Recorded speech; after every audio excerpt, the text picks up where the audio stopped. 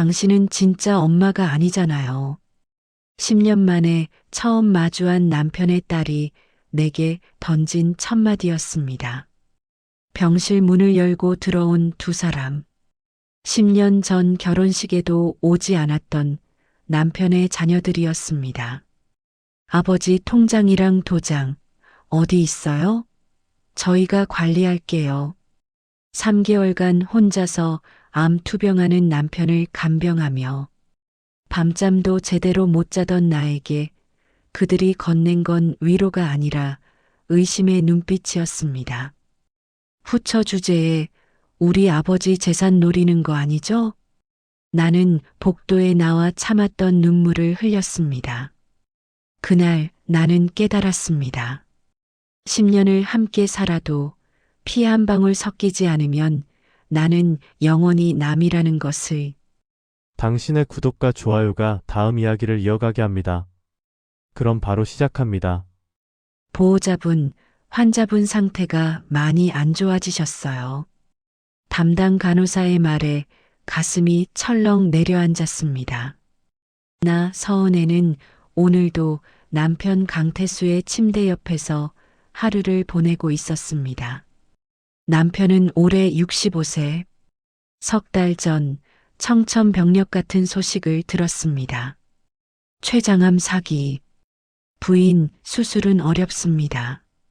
항암 치료를 시작하셔야 해요. 의사의 차분한 목소리가 아직도 귓가에 맴돕니다. 그날 이후로 나는 하루도 빠짐없이 병원에 있었습니다. 새벽 6시에 집에서 죽을 쑤어 보온병에 담아오고 오전 내내 항암 치료받는 남편 옆에 앉아 있고 오후에는 침대 시트를 갈고 몸을 닦아드렸습니다. 퇴근 후 저녁 9시에야 집에 돌아가면 온몸이 천근만근이었습니다. 하지만 괜찮았습니다. 당신이 나한테 해준 것에 비하면 이 정도는 아무것도 아니었으니까요. 10년 전의 일입니다. 나는 48세의 노처녀였습니다. 평생 간호사로 일하며 부모님 병간호에 청춘을 다 바쳤죠. 결혼은 생각도 못했습니다. 이 나이에 무슨 결혼이냐고 그렇게 체념하고 살던 어느 날이었습니다. 병원 로비에서 남편을 처음 만났습니다. 돌아가신 어머니의 흑백 사진을 들고 멍하니 앉아있던 55세의 남자. 괜찮으세요? 내가 먼저 말을 걸었습니다. 그렇게 우리는 알게 되었고 6개월 뒤 조촐하게 결혼식을 올렸습니다. 하지만 남편의 자녀들은 결혼을 극렬히 반대했습니다. 전화로 들려온 아들의 목소리가 아직도 기억납니다. 아버지, 저는 결혼식 안 갈 거예요. 엄마 돌아가신 지 겨우 5년밖에 안 됐잖아요. 딸도 차갑게 말했습니다. 저도요. 그 여자 아버지 재산 노리고 결혼하는 것 뻔해요. 결국 결혼식장에는 내 친구 몇 명과 남편의 친구들만 있었습니다. 신부 아버지도 없고 신랑 자녀들도 없는 쓸쓸한 결혼식이었습니다. 병실에서 남편이 가느다란 목소리로 불렀습니다. 여보, 네, 말씀하세요. 얼른 손을 잡았습니다. 미안해. 내가 이렇게 돼서. 남편이 힘없이 말했습니다. 무슨 소리예요? 아프신 건 당신 잘못이 아니잖아요. 은혜야, 내가 만약에 그런 소리 하지 마세요. 우리 같이 이겨낼 거예요. 남편의 눈에 눈물이 맺혔습니다. 하지만 무언가 말하려다 결국 입을 다물었습니다. 지금 생각해보면 남편은 그때 이미 알고 있었던 것 같습니다. 곧 무슨 일이 벌어질지를. 톡톡톡. 병실 문을 두드리는 소리가 들렸습니다. 네, 들어오세요. 간호사가 오는 시간이라고 생각했습니다. 하지만 문이 열리고 들어온 사람은 간호사가 아니었습니다. 깔끔한 양복을 입은 30대 중반의 남자. 그리고 그 뒤에 단정한 옷차림의 여자. 순간 숨이 멎는 것 같았습니다. 이 사람들, 설마. 남자가 냉정하게 입을 열었습니다. 오랜만입니다. 아버지. 남편이 침대에서 화들짝 놀라 눈을 떴습니다. 민준아, 수진아, 너희가 왔구나. 목소리가 떨렸습니다. 10년 만에 보는 자녀들. 남편의 눈에 눈물이 그렁그렁 맺혔습니다. 왔구나. 아빠 보러. 하지만 아들 민준의 대답은 차가웠습니다. 아버지 상태가 안 좋으시다고 들었습니다. 그래서 왔어요. 딸 수진이 말했습니다. 아버지, 많이 야위셨네요. 수진은 그나마 눈물을 보였습니다. 하지만 그 시선은 곧바로 내게로 향했습니다. 차갑고 날카로웠습니다. 나는 어색하게 일어서며 인사했습니다. 안녕하세요. 오랜만이에요. 사실 오랜만이라고 할 것도 없었습니다. 10년 전 결혼식에도 오지 않았으니 이렇게 제대로 마주한 것은 거의 처음이었습니다. 아들은 대답도 하지 않았습니다. 그저 나를 위아래로 훑어보더니 아버지에게로 시선을 돌렸습니다. 아버지, 병원비는 누가 내고 있어요? 민준이 물었습니다. 그건 내가. 남편이 대답하려는 순간 민준이 다시 물었습니다. 통장이랑 인감도장은 어디 있습니까? 민준아, 그건 왜? 저희가 관리하는 게 맞죠? 저희가 친자식이니까요. 순간 공기가 얼어붙었습니다. 친자식이니까. 그 말 속에 숨은 의미를 나는 알았습니다. 너는 남이니까. 가슴이 철렁 내려앉았습니다. 딸 수진이 물었습니다. 아버지, 병원비 영수증 있어요? 저희가 확인 좀 해야겠어요. 영수증이요? 그건 제가 파일에 다 정리해뒀는데요. 보여주세요. 명령하는 듯한 말투였습니다. 나는 떨리는 손으로 가방에서 파일을 꺼냈습니다. 3개월간의 병원비 영수증, 항암 치료비, 입원비 약값, 모두 합치면 3천만 원이 넘었습니다. 민준이 영수증을 뒤적이며 물었습니다. 이거 다 아버지 통장에서 나간 거예요? 네. 당연히. 내가 대답하자 민준이 차갑게 말했습니다. 앞으로는 저희한테 보고하고 쓰세요. 네. 아버지 재산은 저희 엄마가 평생 모은 거예요. 후처 주제에 함부로 쓰면 안 되죠. 후처 주제에. 그 말이 가슴을 찔렀습니다. 10년을 같이 살았어도 나는 여전히 후처였습니다. 남이었습니다. 남편이 화를 냈습니다. 민준아, 무슨 말을 그렇게 해? 하지만 목소리에 힘이 없었습니다. 은혜는 나를 3개월 내내 혼자 돌봤어. 너희는 한 번도 안 왔잖아. 저희가 바빴으니까요. 직장도 있고 가정도 있고. 민준이 변명했습니다. 수진이 덧붙였습니다. 아버지가 재혼하셔서 저희도 어떻게 해야 할지 모르겠어서. 그래도 남편의 목소리가 떨렸습니다. 눈물이 흘렀습니다. 10년 만에 본 자식들이 이렇게 차갑게 대하는 게 너무 슬픈 거였습니다. 저녁 6시가 되었습니다. 자녀들은 내일 다시 오겠다며 떠났습니다. 병실에는 다시 나와 남편 둘만 남았습니다. 남편은 천장만 바라보며 한참을 말이 없었습니다.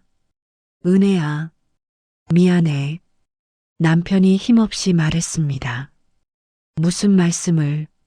내가 내가 자식들을 제대로 못 키운 것 같아. 아니에요. 아이들도 놀라서 그랬을 거예요. 아버지가 많이 아프시니까. 위로의 말을 했지만 내 목소리도 떨리고 있었습니다. 남편이 잠든 후 나는 병실 복도로 나왔습니다. 자판기 앞에 서서 차가운 캔커피를 뽑았습니다. 10년. 10년을 같이 살았는데 매일 아침 당신 좋아하는 미역국 끓여주고 당신 양말 빨아주고 당신 약 챙겨주고 그런데 나는 여전히 후처일 뿐이구나. 눈물이 주르륵 흘렀습니다. 복도는 텅 비어 있었습니다. 아무도 없었습니다. 10년 전 결혼식 때처럼 나는 또다시 혼자였습니다. 다음 날 아침이었습니다. 나는 평소처럼 새벽같이 일어나 남편이 좋아하는 호박죽을 쑤었습니다. 보온병에 담아 병원에 도착했을 때는 아침 7시였습니다. 병실 문을 여는데 이미 누군가 와 있었습니다. 민준이었습니다. 벌써 오셨어요? 내가 놀라서 물었습니다. 네. 아버지 아침 식사 챙겨드리려고요. 제가 죽을 쑤어왔는데요. 아버지가 죽을 좋아하셔서 내가 보온병을 보이자 민준이 차갑게 말했습니다. 아버지 식사는 이제 저희가 챙길 거예요. 뭘 먹는지 저희가 관리해야 하니까요. 네. 아버지 건강을 생각해서요. 무슨 음식을 드시는지 저희가 확인해야죠. 그 순간 깨달았습니다. 이건 단순히 아버지 건강을 걱정해서가 아니었습니다. 나를 감시하려는 거였습니다. 내가 혹시 남편의 재산을 빼돌리거나 이상한 짓을 하지 않는지 확인하려는 거였습니다. 오후가 되자 딸 수진도 왔습니다. 그리고 그날부터 매일 자녀들 중 한 명은 꼭 병실에 있었습니다. 3개월 동안 한 번도 오지 않던 사람들이 갑자기 매일 오기 시작했습니다. 하지만 아버지를 간병하기 위해서가 아니었습니다. 민주는 병실 구석에 앉아 노트북으로 일을 하거나 핸드폰만 들여다봤습니다. 수지는 아버지 손을 잡고 눈물을 흘리는 척했지만 5분도 안 돼서 밖에 나가 전화를 받았습니다. 실제로 남편을 돌보는 건 여전히 나였습니다. 기저귀를 갈고 몸을 닦아드리고 침대 시트를 바꾸고 약을 챙기는 것 모든 건 내가 했습니다. 하지만 자녀들의 눈에 나는 의심받아야 할 사람이었습니다. 병원비 영수증 또 챙겨주세요. 아버지 약 어떤 거 드시는지 사진 찍어서 보내주세요. 오늘 담당 의사 뭐라고 했어요? 저한테도 알려주세요. 모든 것을 보고하고 모든 것을 확인받아야 했습니다.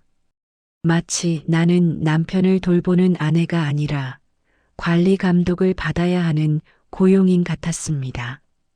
일주일이 지났습니다. 어느 날 저녁 민준이 나를 복도로 불러냈습니다. 잠깐 할 얘기가 있어요. 복도 구석진 곳에서 민준은 서류 봉투 하나를 꺼냈습니다. 이게 뭔가요? 아버지 명의 부동산 목록이요. 제가 조사해 봤어요. 그걸 왜요? 아버지가 돌아가시면 상속받을 재산 목록 미리 파악해둬야죠. 아직 살아계신데 벌써 상속 이야기를 하다니 가슴이 답답했습니다. 아직 그런 얘기하기엔 내가 말하려는데 민준이 차갑게 말을 끊었습니다. 현실적으로 생각해야죠. 아버지 시한부잖아요. 한 가지 확실히 해둘 게 있는데요. 뭔가요? 아버지 재산은 전부 저희 친자식들이 상속받는 거예요. 당연히 아시죠? 그 말에 머리가 멍해졌습니다. 재혼하셨어도 기간이 짧잖아요. 그리고 당신은 아버지 재산 형성에 기여한 게 없으니까요. 저희 엄마가 평생 모은 건데, 친엄마, 15년 전에 돌아가신 전처, 자녀들에게 그분은 여전히 진짜 엄마였고, 나는 그저 아버지 재산을 노리고 끼어든 후처일 뿐이었습니다. 저는 그런 거 바라지 않아요. 그냥 당신 아버지가 편히 계시게 해드리고 싶을 뿐이에요. 내가 떨리는 목소리로 말했습니다. 민주는 비웃듯 웃었습니다. 그래요? 그럼 나중에 서명해 주실 거죠? 상속폭이 각서요. 그날 밤 집에 돌아와 혼자 울었습니다. 10년이었습니다. 10년을 남편과 함께 살았습니다. 매일 아침 따뜻한 차 한 잔을 끓여주고 당신이 좋아하는 음식을 만들어주고 아플 때 밤새 간호해주고 남편도 나를 사랑했습니다. 은혜야, 당신 만나서 내 인생이 다시 시작됐어라고 말해주던 사람이었습니다. 하지만 자녀들에게 나는 가족이 아니었습니다. 나는 아버지 옆자리를 차지한 침입자였습니다. 돈을 노리고 끼어든 후처였습니다. 그런데 정말 웃긴 건 나는 남편의 재산이 얼마나 되는지조차 몰랐습니다. 궁금하지도 않았습니다.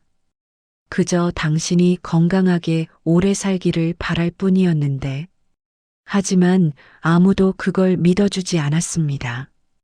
그날 이후 전처 자녀들은 매일 병원에 나타났습니다. 하지만 아버지를 위해서가 아니었습니다. 아버지 명의 부동산은 어디 있어요? 아버지 예금 통장 다 내놓으세요. 저희가 상속받을 재산 목록 작성해야 해요. 병실은 간병실이 아니라 재산 정산소가 되어버렸습니다. 그리고 나는 10년을 함께한 아내가 아니라 감시받아야 할 후처가 되어버렸습니다. 하지만 나는 아직 몰랐습니다. 남편이 5년 전부터 준비해온 한 통의 유언장이 있다는 것을, 그 안에는 내가 전혀 상상하지 못한 남편의 진심이 담겨 있다는 것을. 통장 비밀번호 알려주세요. 병실에 들어서자마자 민준이 내게 던진 말이었습니다. 왜요? 아버지 통장, 이제 저희가 관리할 거예요. 비밀번호 바꿔야 하니까요. 나는 귀를 의심했습니다. 지금 내 남편의 통장을 가져가겠다는 건가요? 그건 당신 아버지랑 상의해야 하는 거 아닌가요? 아버지는 지금 제대로 판단하실 상태가 아니잖아요. 약도 많이 드시고. 순간 온몸에 소름이 돋았습니다. 10년을 함께 산 아내조차 믿을 수 없다는 말처럼 들렸으니까요. 자녀들이 나타난 지 3일째 되는 날이었습니다. 민준과 수지는 매일 아침 일찍 병실에 나타났습니다. 그리고 나를 복도로 불러내 이것저것 물어댔습니다.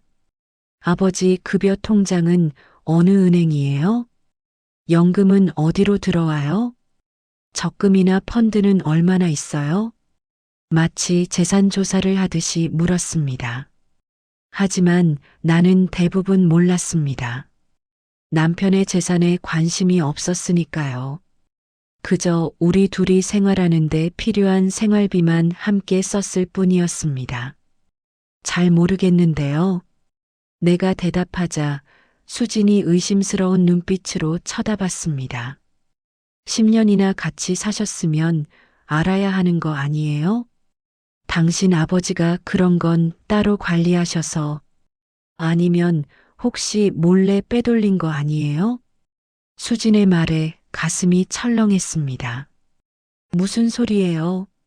내가 왜 그런 짓을? 후처들이 다 그러잖아요. 남편 아플 때 재산 빼돌리고. 나는 말문이 막혔습니다. 후처들이 다 그렇다니. 나를 사람으로도 안 보는 거였습니다. 그날 오후 민준이 은행원을 데리고 왔습니다. 병실에 왜 은행원을? 내가 물었지만 민준은 대답하지 않았습니다. 은행원은 남편 침대 옆으로 다가갔습니다. 고객님, 통장명의 변경 서류 좀 작성하셔야 해요. 남편이 힘없이 눈을 떴습니다. 무슨 서류? 아버지, 이제 통장 관리를 제가 할게요. 아버지 상태가 안 좋으시니까. 민준이 서류를 펼쳐 보였습니다. 아니야. 그건 남편이 거부하려 했지만 목소리에 힘이 없었습니다. 아버지, 이게 맞아요. 나중에 문제 생기면 안 되잖아요. 문제라니. 무슨 문제를 말하는 걸까요? 나는 옆에 서서 그 광경을 지켜볼 수밖에 없었습니다. 여보, 남편이 나를 보며 눈으로 미안하다고 말했습니다.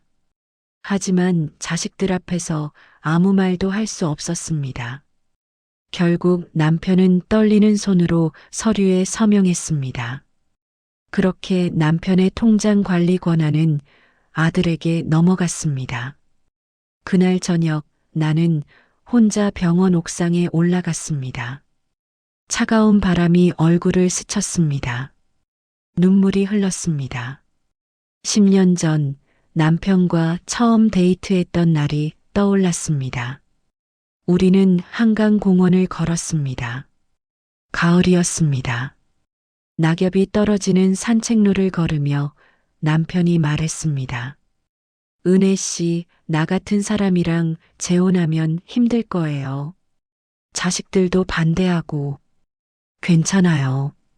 저도 혼자 사는 게 익숙해서. 근데 왜 나를 선택했어요? 남편이 물었습니다. 나는 잠시 생각하다가 대답했습니다. 따뜻해서요. 선생님 옆에 있으면 마음이 편해져요. 남편이 내 손을 꼭 잡았습니다. 나도 그래요. 은혜 씨 옆에 있으면 다시 살 수 있을 것 같아요. 그렇게 우리는 결혼했습니다. 자녀들의 반대에도 주변의 수군거림에도 불구하고 우리는 부부가 되었습니다. 결혼 후 남편은 정말 다정했습니다. 매일 아침 내가 일어나기 전에 일어나 차를 끓여줬습니다. 따뜻한 보리차 한 잔을 침대 옆 탁자에 놓아주고는 했죠.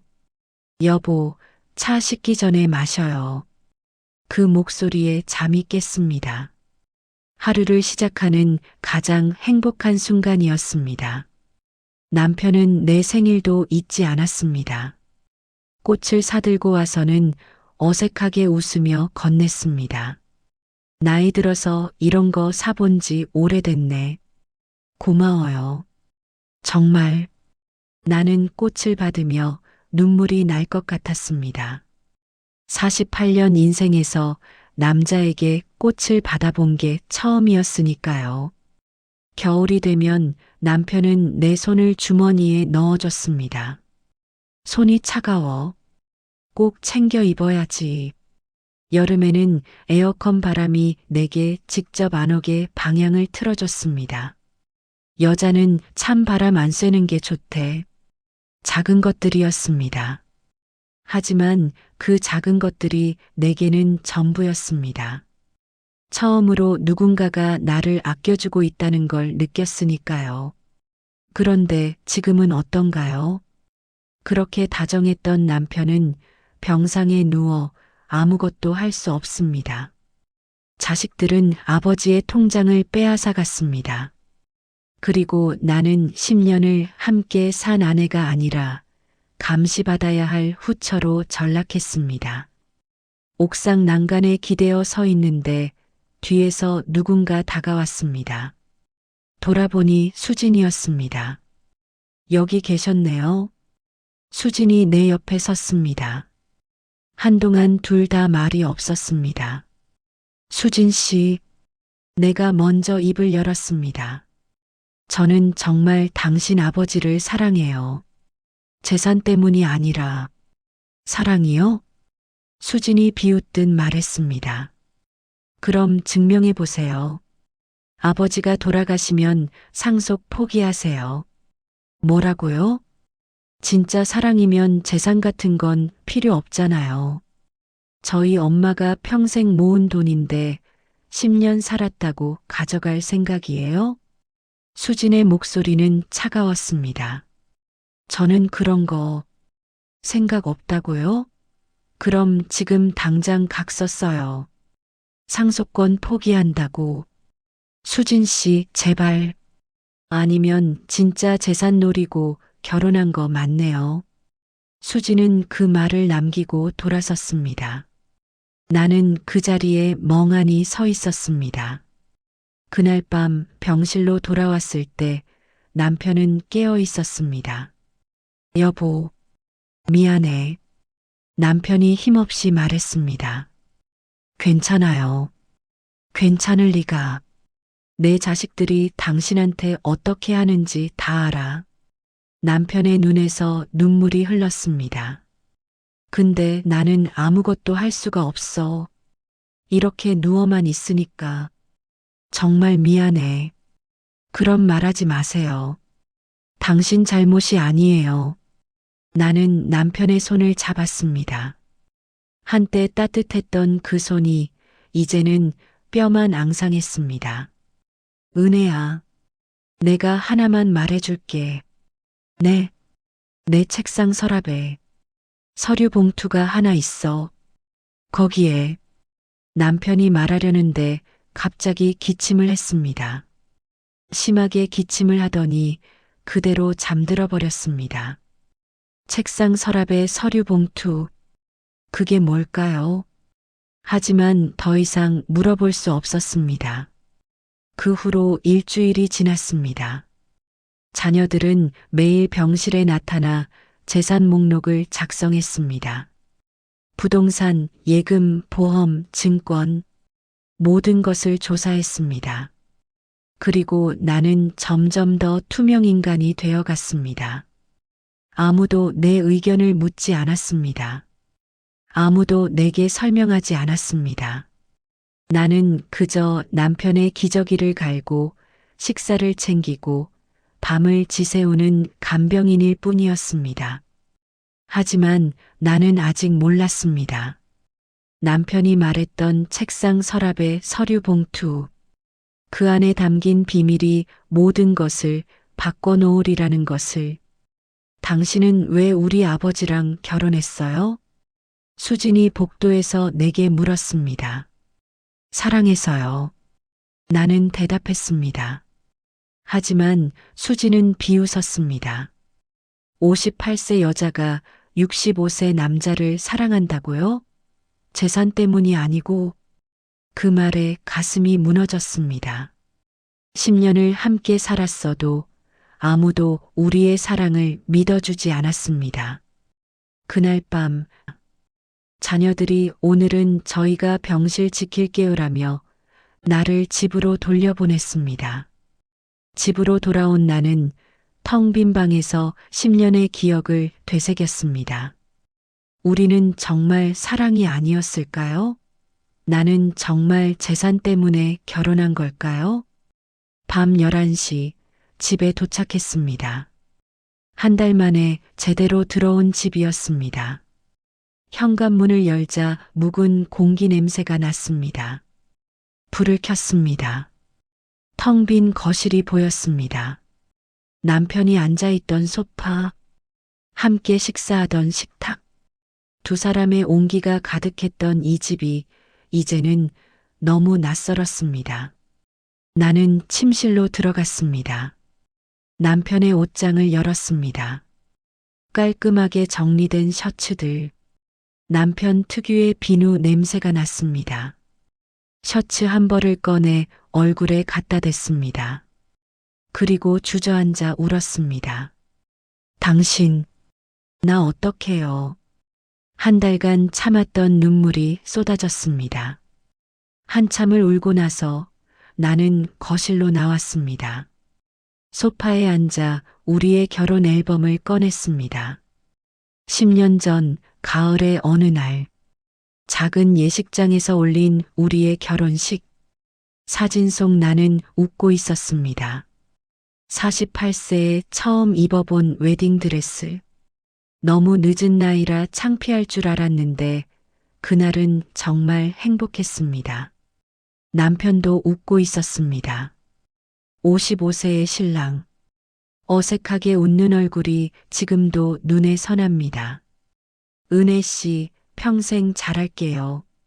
식이 끝나고 남편이 내 손을 잡으며 말했습니다. 저도요.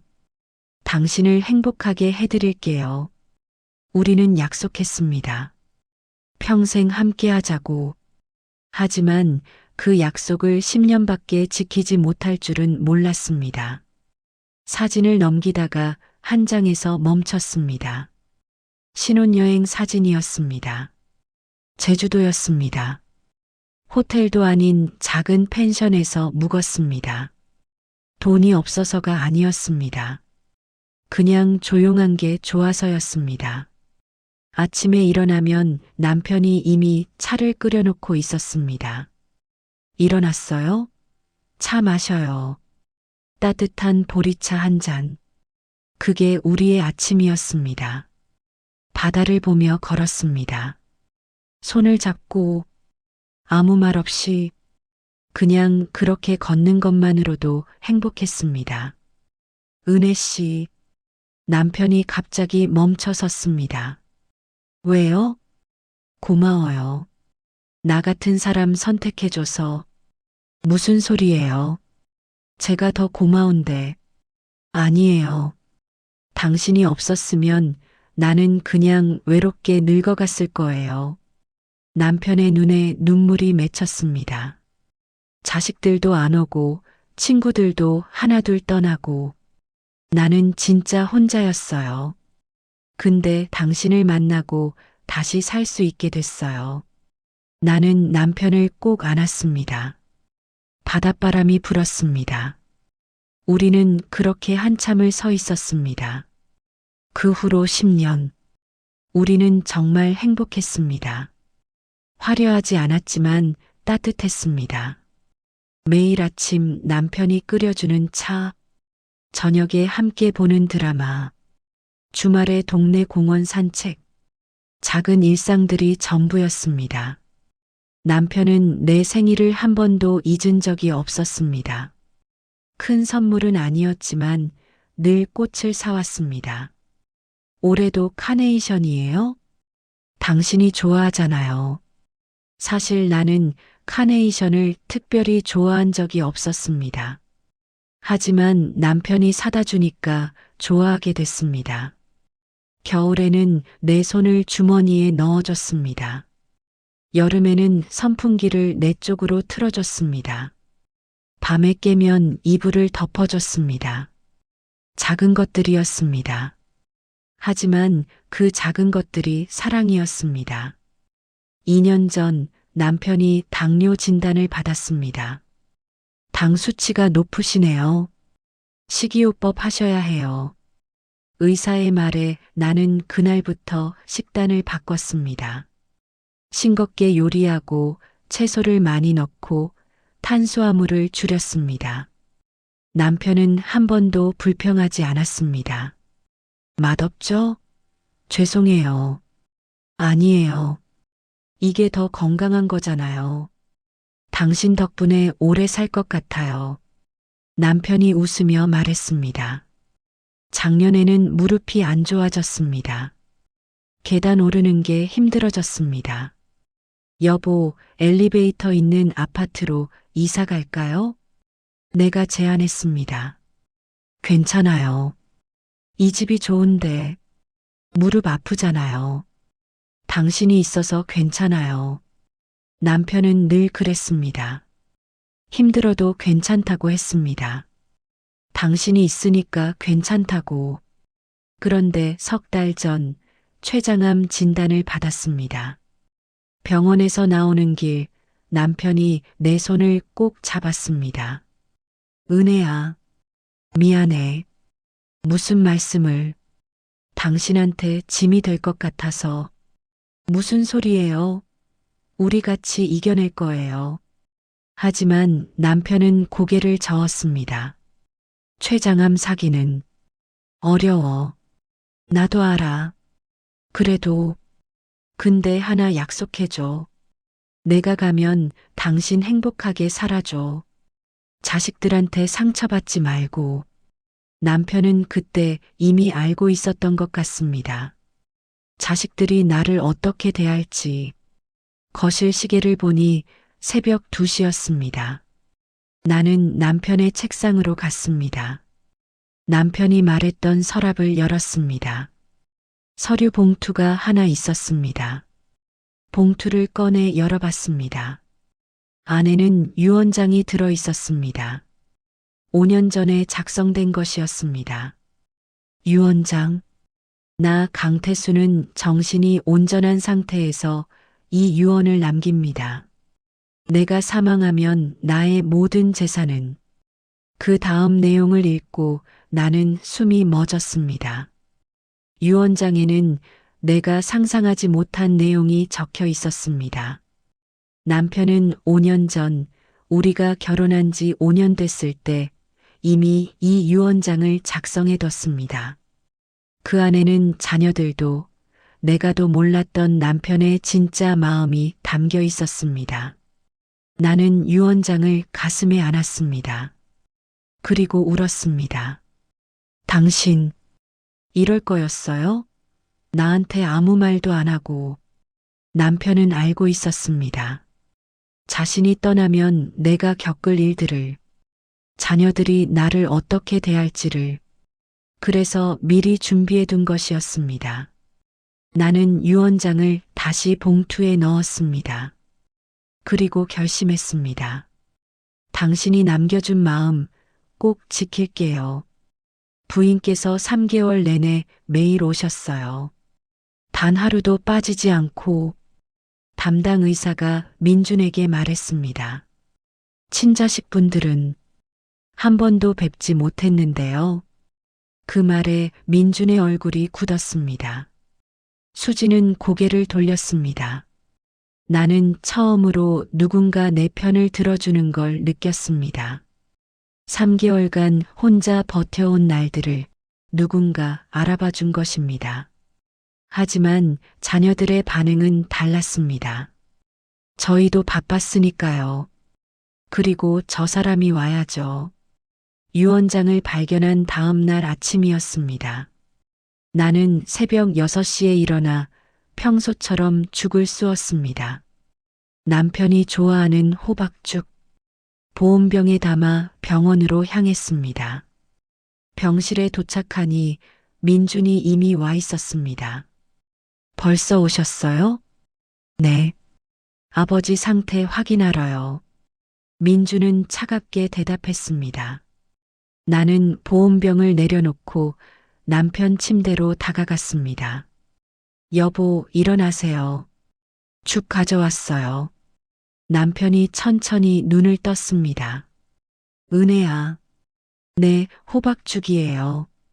드실 수 있겠어요? 남편이 고개를 끄덕였습니다. 나는 죽을 떠서 식혀 입에 넣어드렸습니다. 1숟가락, 2숟가락. 하지만 2숟가락 먹고는 고개를 돌렸습니다. 더는 못 먹겠어. 조금만 더요. 힘내셔야죠. 미안해. 당신이 쏘아온 건데. 남편의 눈에 눈물이 맺혔습니다. 먹고 싶어도 몸이 받아주지 않는 거였습니다. 그때 병실 문이 열렸습니다. 60대 중반쯤 돼 보이는 남자가 들어왔습니다. 깔끔한 차림에 온화한 인상이었습니다. 태수야. 남자가 남편을 보며 다가왔습니다. 박형. 남편이 힘없이 웃었습니다. 이게 얼마만이야. 연락받고 깜짝 놀랐다. 자네가 아프다니. 남자는 남편 손을 꼭 잡았습니다. 그리고 나를 보며 인사했습니다. 안녕하세요. 저는 태수 대학 동기 박정수라고 합니다. 아, 네. 안녕하세요. 남편한테 말씀 많이 들었어요. 남편의 절친이었습니다. 40년 넘게 알고 지낸 친구라고 들었습니다. 박형은 민준에게도 인사했습니다. 민준이 맞지? 많이 컸네. 어렸을 때 보고 처음이네. 안녕하세요. 민준은 어색하게 인사했습니다. 박형은 1시간 정도 남편과 이야기를 나눴습니다. 대학 시절 추억, 젊었을 때 이야기, 함께 여행 갔던 일. 남편은 힘들어하면서도 웃으며 대화를 나눴습니다. 태수야, 자네 정말 행복해 보여. 박형이 말했습니다. 재혼하고 나서 얼굴이 완전히 달라졌어. 전에는 우울해 보였는데. 그랬나? 응. 미선이 떠나고 자네 정말 힘들어했잖아. 자식들도 연락 안 하고. 박형이 민준을 슬쩍 쳐다봤습니다. 민준은 고개를 숙였습니다. 근데 은혜 씨 만나고 완전히 달라졌어. 전화할 때마다 행복하다고 그랬잖아. 남편이 나를 보며 웃었습니다. 맞아. 나 정말 행복했어. 오후가 되자 박형이 나를 복도로 불렀습니다. 은혜 씨, 잠깐 얘기 좀 할까요? 네. 우리는 병원 카페테리아로 갔습니다. 박형이 커피 2잔을 사왔습니다. 힘드시죠? 박형이 조심스럽게 물었습니다. 네. 나는 솔직하게 대답했습니다. 태수한테 다 들었어요. 자식들이 어떻게 나오는지. 은혜 씨, 제가 하나만 말씀드려도 될까요? 네, 말씀하세요. 박형이 잠시 머뭇거리다가 입을 열었습니다. 태수는 정말 당신을 사랑했어요. 제가 40년 넘게 봐온 친구인데 그 친구가 그렇게 행복해하는 거 처음 봤어요. 가슴이 뭉클했습니다. 첫 번째 결혼은 솔직히 행복하지 않았어요. 미선 씨가 나쁜 사람은 아니었지만 둘이 안 맞았어요. 그랬군요. 사고 나기 전에도 별거 중이었어요. 자식들은 모르겠지만 그 말에 깜짝 놀랐습니다.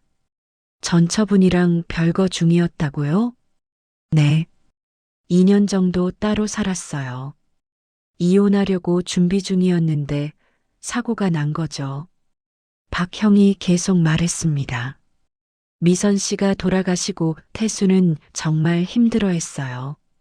자책감 때문에 이혼하려던 사람이 사고로 세상을 떠나니까 자식들도 연락을 끊었어요. 아빠가 엄마를 제대로 안 챙겨서 사고 났다면서요. 민준과 수진이 아버지와 연락을 끊은 이유가 그거였습니다. 그렇게 5년을 혼자 살았어요. 우울증도 왔고요. 제가 얼마나 걱정했는지 몰라요. 박형의 목소리에 안타까움이 묻어났습니다. 근데 은혜 씨를 만나고 완전히 달라졌어요. 전화할 때마다 나 다시 살 것 같아 그랬어요. 눈물이 났습니다. 재혼한다고 했을 때 제가 제일 좋아했어요. 자식들은 반대했지만 저는 찬성했죠. 고맙습니다. 아니에요. 태수가 행복하게 10년을 산 건 은혜 씨 덕분이에요. 박형이 내 손을 덥석 잡았습니다. 은혜 씨, 자식들 말 신경 쓰지 마세요. 그 친구들은 자기네 엄마를 미워하고 있는 거예요. 미선 씨가 완벽한 엄마였다고 생각하는데 사실은 아니었어요. 자식들한테도 무관심했고요. 그래도 친어머니잖아요. 친어머니여도 좋은 엄마는 아니었어요. 근데 돌아가시니까 미화되는 거죠. 박형의 말이 계속됐습니다. 태수가 5년 전에 유언장 작성했을 때 제가 증인으로 있었어요. 네. 그때 태수가 그러더라고요. 형, 내가 죽으면 자식들이 은혜한테 잘 안 할 것 같아. 그래서 미리 준비해 두는 거야. 남편은 5년 전부터 알고 있었던 것입니다. 그때 병실에서 연락이 왔습니다. 보호자님, 환자분 상태가 안 좋아요. 우리는 급히 병실로 뛰어갔습니다. 남편이 호흡 곤란을 일으키고 있었습니다. 의료진이 급히 산소 마스크를 씌웠습니다. 여보, 나는 남편 손을 잡았습니다. 민준과 수진도 다급하게 달려왔습니다. 아버지, 30분 정도 지나자 남편의 호흡이 안정됐습니다. 의사가 우리를 복도로 불렀습니다. 환자분 상태가 많이 안 좋아지셨습니다. 젊은 의사였습니다. 이준호 선생님, 남편의 주치의였습니다. 얼마나 남으셨을까요? 내가 떨리는 목소리로 물었습니다. 길어야 2주 정도로 보입니다. 2주. 그 말에 다리에 힘이 풀렸습니다. 의사가 민준을 보며 말했습니다. 보호자분, 지금까지 병원에 자주 오셨나요? 저는 바빠서. 민준이 얼버무렸습니다. 환자분이 입원하신 지 3개월이 됐는데 가족분을 처음 뵙네요. 의사의 목소리가 차가웠습니다. 3개월 내내 매일 오셨어요. 단 하루도 빠지지 않고요. 새벽에 오셔서 밤늦게 돌아가시고 주말도 없이 오셨어요. 의사가 나를 보며 말했습니다. 부인, 많이 힘드셨죠? 혼자서? 아니에요. 당연한 일인걸요. 당연하지 않습니다. 가족이 함께 해야 하는 건데. 의사가 민준과 수진을 쳐다봤습니다. 친자식분들은 지금까지 한 번도 안 오셨고 부인께서 혼자 다 하셨어요. 민준의 얼굴이 붉어졌습니다. 수진은 고개를 숙였습니다. 그날 저녁 박형이 떠나기 전에 말했습니다. 은혜 씨, 힘내세요. 당신은 정말 잘하고 계세요. 고맙습니다. 태수가 행복하게 떠날 수 있는 건 당신이 옆에 있어서예요. 박형은 내 손을 꼭 잡았습니다. 자식들이 뭐라고 해도 신경 쓰지 마세요. 당신이 진짜 가족이에요. 그 말에 눈물이 났습니다. 처음으로 누군가 나를 가족이라고 불러줬습니다. 박형이 떠나고 나는 병실로 돌아왔습니다. 남편이 잠들어 있었습니다. 민준과 수진은 구석에 앉아 말이 없었습니다. 의사의 말이 그들에게도 충격이었을 것입니다. 3개월간 한 번도 오지 않았다는 사실, 후처인 내가 혼자 다 했다는 사실. 밤이 되자 민준과 수진이 떠났습니다. 내일 다시 올게요. 그들이 떠나고 나는 혼자 남았습니다. 남편 손을 잡고 앉아 있었습니다. 여보, 들렸어요? 박형님 말씀. 남편은 자고 있었지만 나는 계속 말했습니다. 당신이 나를 사랑했다고 하더라고요. 나도 알아요. 당신 마음. 눈물이 흘렀습니다. 2주밖에 안 남았대요. 너무 짧아요. 너무. 남편의 손을 꼭 쥐었습니다. 조금만 더 있어줘요. 제발. 하지만 남편은 대답이 없었습니다. 그저 고요한 숨소리만 들렸습니다. 그날 밤 나는 박형님의 말을 계속 생각했습니다. 당신이 진짜 가족이에요. 진짜 가족. 피 한 방울 섞이지 않아도 10년을 함께 산 우리가 진짜 가족이라고. 그리고 의사 선생님의 말도 생각했습니다. 3개월 내내 매일 오신 분은 부인뿐이었어요. 나는 혼자가 아니었습니다. 누군가 나를 알아봐주고 있었습니다. 내가 한 일들을 인정해주는 사람들이 있었습니다.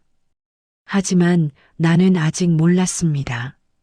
이제 곧 더 큰 시련이 다가오고 있다는 것을, 남편의 상태가 급격히 나빠지면서 자녀들과의 갈등이 최고조에 이르게 될 것이라는 것을. 우리 엄마는 완벽한 사람이었어요. 아버지가 제대로 못 챙겨서 사고가 난 거예요. 수진이 병실에서 옛날 사진을 보며 말했습니다. 액자 속 전처는 웃고 있었습니다. 행복해 보였습니다. 하지만 그게 전부는 아니었습니다. 수진아, 그건. 남편이 힘없이 말하려 했지만 수진은 듣지 않았습니다. 아버지는 엄마를 사랑하지 않았잖아요. 그래서 재혼도 그렇게 빨리 하신 거고, 그날 남편의 입에서 15년간 숨겨왔던 진실이 터져나왔습니다. 내 엄마랑 나는 사고 나기 전에 이미 끝난 사이였어. 남편의 상태가 급격히 나빠진 지 3일째 되는 날이었습니다. 의사는 이제 며칠 안 남았다고 했습니다. 남편은 거의 깨어있지 못했습니다. 가끔 눈을 뜨지만 금방 다시 잠들었습니다. 나는 병실을 떠나지 못했습니다. 화장실 갈 때 빼고는 계속 남편 옆에 있었습니다. 혹시 깨어나면 내 얼굴을 보게 하고 싶었으니까요. 민준과 수진도 매일 왔습니다. 하지만 여전히 나를 대하는 태도는 차가웠습니다. 오늘 의사가 뭐래요? 상태가 더 안 좋아지셨대요. 그래서 얼마나 남았대요? 오늘 내일 한다네요. 내가 대답하자 수진이 한숨을 쉬었습니다. 이렇게 오래 걸릴 줄 몰랐네. 그 말에 가슴이 철렁했습니다. 오래 걸린다니. 아버지가 고통받는 게 오래 걸린다는 뜻인가요? 아니면 상속이 늦어진다는 뜻인가요? 오후 2시쯤 수진이 큰 봉투를 들고 왔습니다. 이게 뭐예요? 내가 물었습니다. 엄마 사진이요. 아버지한테 보여드리려고요. 봉투에서 액자를 꺼냈습니다. 전처의 사진이었습니다. 30대쯤 돼 보였습니다. 환하게 웃고 있었습니다. 우리 엄마예요. 예쁘죠? 수진이 자랑스럽게 말했습니다. 네. 우리 엄마는 정말 좋은 사람이었어요. 착하고 다정하고. 수진은 계속 엄마 이야기를 했습니다. 얼마나 완벽한 엄마였는지, 얼마나 가족을 사랑했는지. 근데 아버지가 제대로 안 챙기셨어요. 그래서 엄마가 사고 난 거예요. 아버지가 차 점검을 제대로 안 해드렸대요. 그래서 브레이크가 고장 났고, 수진의 목소리에 원망이 가득했습니다. 그때 침대에서 소리가 났습니다. 수진아. 남편이 깨어났습니다. 힘없는 목소리였습니다. 아버지. 수진이 침대로 다가갔습니다. 아버지, 엄마 사진 가져왔어요. 보세요. 액자를 남편 앞에 들이댔습니다. 남편은 사진을 보더니 눈을 감았습니다. 치워. 왜요? 엄마 보고 싶지 않으세요? 수진아, 제발. 남편의 목소리가 떨렸습니다. 아버지는 엄마를 사랑 안 했잖아요. 그래서 돌아가시자마자 재혼하신 거잖아요. 수진이 소리쳤습니다. 아니야. 그게 아니야. 그럼 뭐예요? 엄마 돌아가신 지 5년 만에 재혼하는 게 정상이에요? 수진은 울고 있었습니다. 나는 옆에 서서 어찌할 바를 몰랐습니다. 남편이 천천히 입을 열었습니다. 수진아, 내가 모르는 게 있어. 뭐요? 내 엄마랑 나는 사고 나기 전에 이미 뭐요? 남편이 한참을 망설이다가 말했습니다. 별거 중이었어. 순간 병실이 조용해졌습니다. 뭐라고요? 수진이 믿을 수 없다는 표정으로 물었습니다. 2년 동안 따로 살았어. 이혼하려고 준비 중이었어. 거짓말. 수진이 소리쳤습니다. 우리 엄마가 아버지 떠날 리 없어요. 엄마는 가족을 사랑했다고요. 수진아, 아버지가 엄마를 버린 거잖아요. 다른 여자 만나려고. 수진이 나를 쳐다봤습니다. 눈에 증오가 가득했습니다. 민준이 개입했습니다. 아버지, 지금 무슨 말씀을 하시는 거예요? 사실이야. 내 엄마랑 나는 안 맞았어. 남편이 힘겹게 말을 이었습니다. 결혼 생활 내내 싸웠어. 너희는 어려서 몰랐겠지만 내 엄마는 착한 사람이었어. 하지만 우리는 너무 달랐어. 남편의 눈에서 눈물이 흘렀습니다. 사고 나기 1년 전부터 따로 살았어. 너희한테는 말 안 했지. 너희 상처받을까봐. 그럼 엄마는 혼자 사신 거예요? 수진이 떨리는 목소리로 물었습니다. 아니, 내 엄마는 친정집에 계셨어. 너희 외할머니랑. 그럼 왜 우리한테 말 안 했어요? 미안해. 너희한테 부모 이혼했다고 말할 용기가 없었어. 남편이 계속 말했습니다. 사고 나던 날, 내 엄마는 이혼 서류 가지러 오는 길이었어. 변호사 사무실 가는 길에 사고가 났어. 수진이 주저앉았습니다. 민준도 벽에 기대섰습니다. 그래서 내가 더 괴로웠어. 이혼하려던 사람이 그렇게 갔으니까. 남편의 목소리가 떨렸습니다. 5년 동안 자책하며 살았어. 내가 제대로 했으면 내 엄마가 안 죽었을까? 매일 그 생각만 했어. 나는 처음 듣는 이야기였습니다. 남편이 5년간 얼마나 고통받았는지. 그래서 은혜를 만났을 때 다시 살 수 있을 것 같았어. 남편이 나를 보며 말했습니다. 은혜는 나를 있는 그대로 받아줬어. 과거를 묻지 않았어. 수진이 울면서 말했습니다. 그럼 우리가 알던 엄마는 거짓이었어요? 거짓은 아니야. 내 엄마는 좋은 사람이었어. 하지만 완벽하지는 않았어. 남편이 힘겹게 말했습니다. 내 엄마도 힘들어했어. 나랑 안 맞는다고. 우리 둘 다 괴로워했어. 그럼 왜 진작 말씀 안 하셨어요? 민준이 소리쳤습니다. 너희가 엄마를 그렇게 좋게 기억하는데 어떻게 말해? 남편이 울었습니다. 미안해. 아빠가 잘못했어. 병실은 울음소리로 가득 찼습니다. 한참 후 수진이 조용히 물었습니다. 그럼 아버지는 엄마를 사랑 안 했어요? 사랑했어. 처음에는. 남편이 대답했습니다.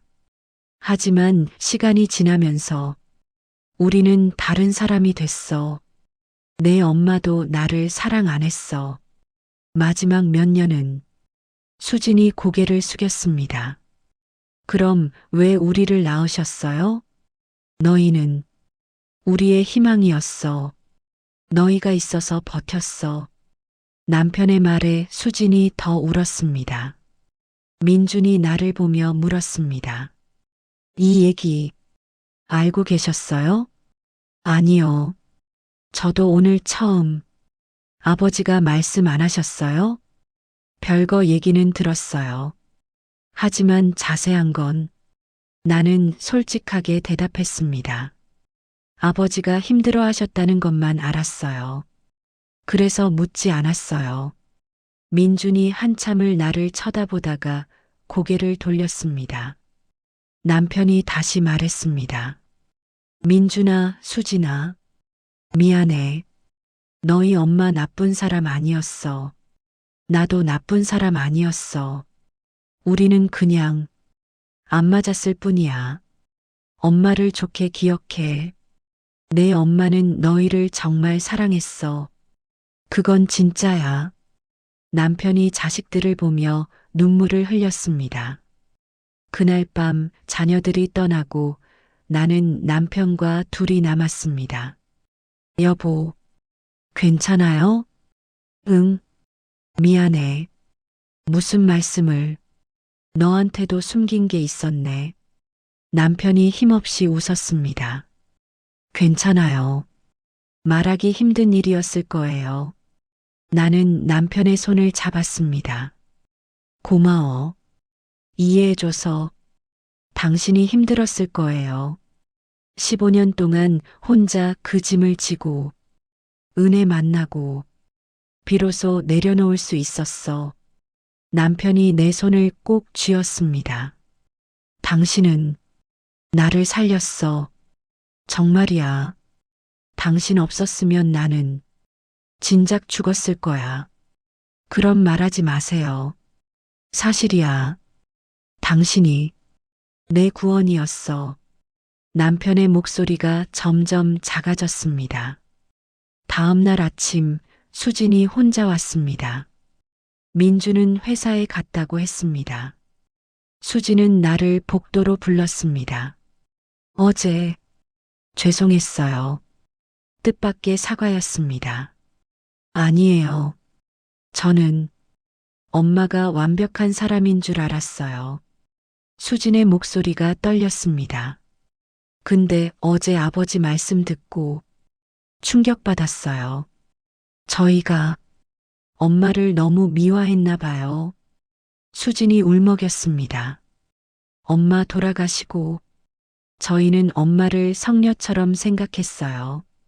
완벽한 엄마, 완벽한 아내. 근데 사실은 엄마도 힘들었던 거네요.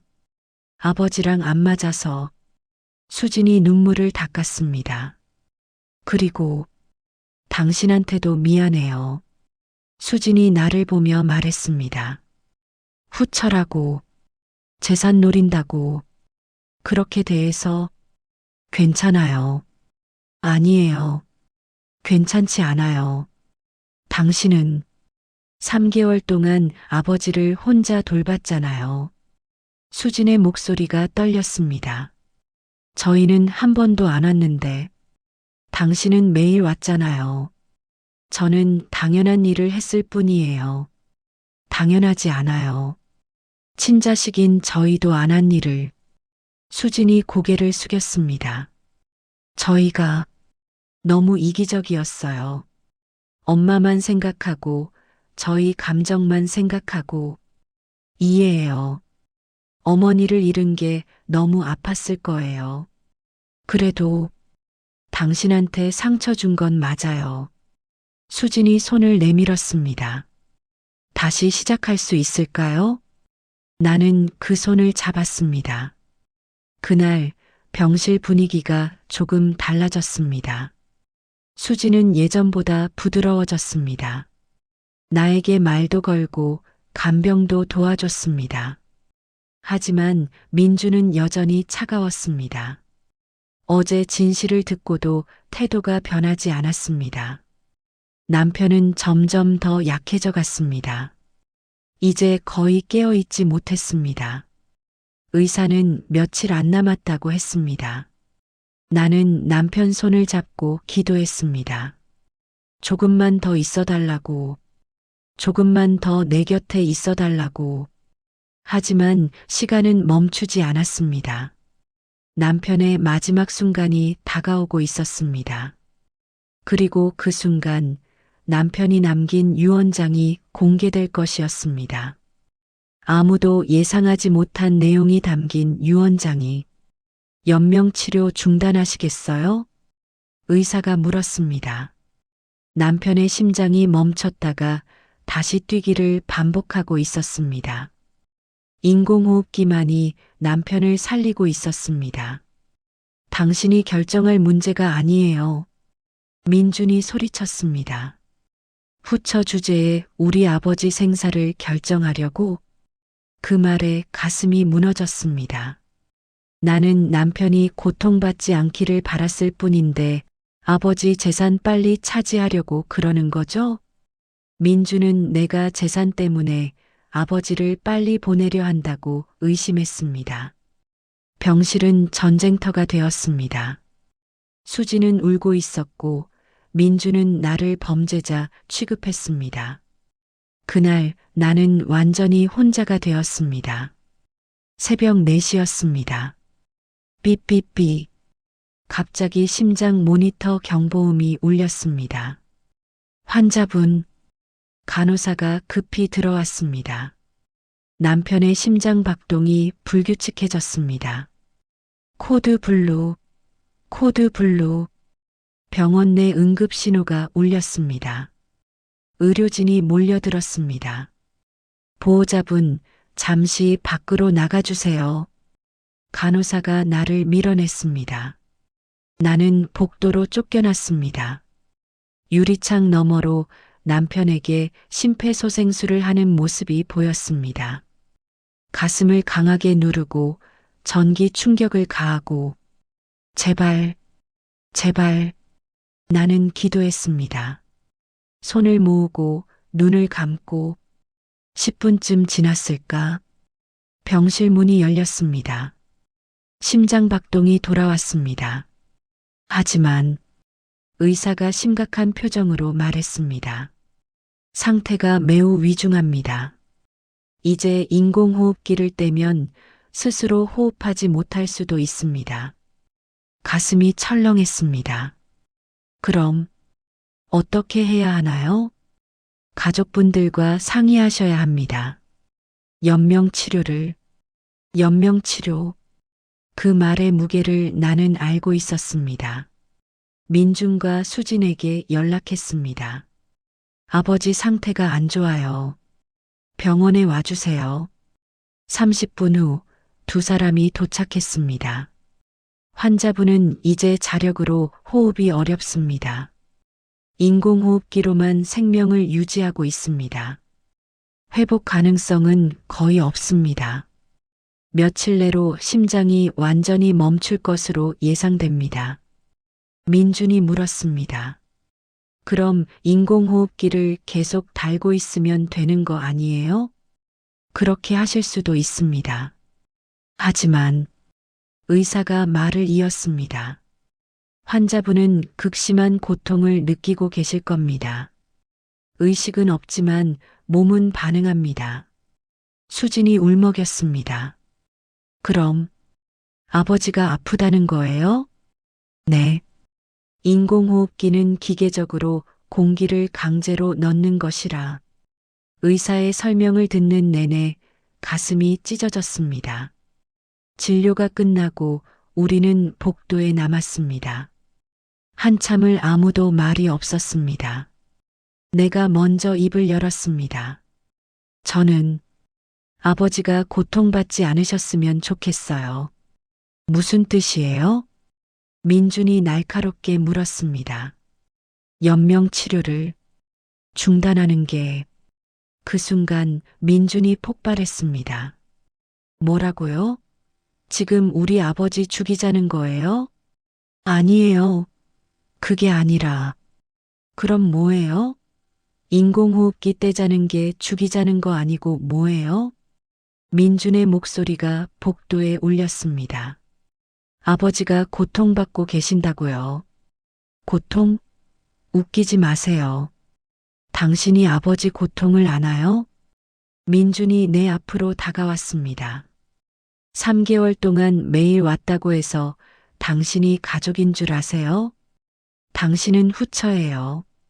10년밖에 안 살았어요. 우리는 친자식이에요. 수진이 오빠를 말렸습니다. 오빠, 진정해.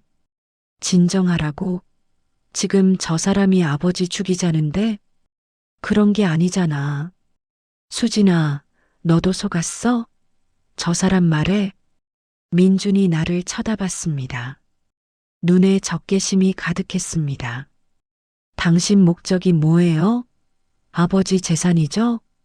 무슨 소리예요? 아버지 빨리 보내서 유산 받으려는 거잖아요. 그 말에 머리가 멍해졌습니다. 아니에요. 나는 그럼 왜 연명치료 중단하자고 해요? 아버지 살릴 수 있는데 회복 불가능하다잖아요. 그건 의사 말이고 기적은 일어날 수 있어요. 민준이 소리쳤습니다. 당신은 우리 아버지가 빨리 죽기를 바라는 거죠? 그래야 재산 차지하니까. 그런 게 아니에요. 나도 소리쳤습니다. 나는 당신 아버지를 사랑해요. 고통받는 게 싫을 뿐이에요. 사랑? 웃기지 마세요. 그때 수진이 끼어들었습니다. 오빠, 너무 심한 거 아니야.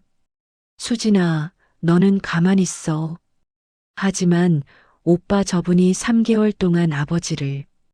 그래서 뭐? 그게 아버지 죽일 권리를 주나? 민준이 나를 손가락으로 가리켰습니다. 당신 연명치료 중단 동의서 절대 서명 못해요. 우리 허락 없이는 우리가 친자식이니까 우리가 결정할 거예요. 민주는 그 말을 남기고 병실로 들어갔습니다. 나는 복도에 주저앉았습니다. 수진이 옆에 앉았습니다. 미안해요. 오빠가 너무 흥분해서. 괜찮아요. 하지만 괜찮지 않았습니다. 가슴이 찢어질 것 같았습니다. 그날 오후 민주는 변호사를 데리고 왔습니다. 이분이 누구세요? 내가 물었습니다.